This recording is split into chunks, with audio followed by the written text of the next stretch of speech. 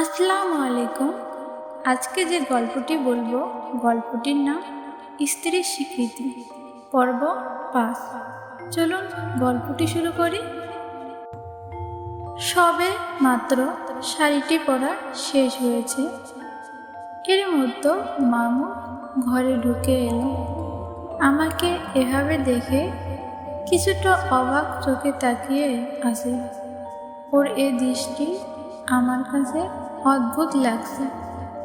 মনে মনে হিসাব মিলাতে লাগলাম, ও কি আমাকে দেখছে নাকি আমার মধ্যে মিলিকে দেখছে। আপনার মনে হয় সকালের নাস্তা এখনো হয়নি, সারা রাত না ঘুমিয়ে বসেছিলাম।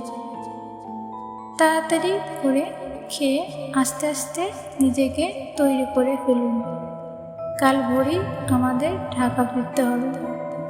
অফিস থেকে মাত্র ৫ দিনের ছুটি পেয়েছি।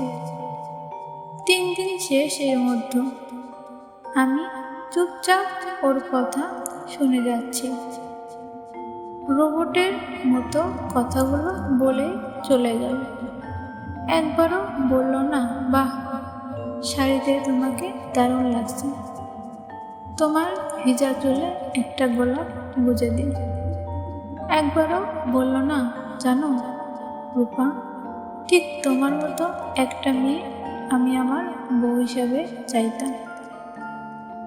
বৌমা চলো নাস্তা করবে। হঠাৎ করে শাশুড়ি মায়ের কথা শুনে চমকে উঠল। মাথায় ঘোমটা টেনে হেসে দিয়ে বললাম, এই তো মা, চলুন। আজকের গল্প এ পর্যন্তই। আমাদের গল্পের পরবর্তী পার্ট পেতে আমাদের চ্যানেলটি সাবস্ক্রাইব করুন।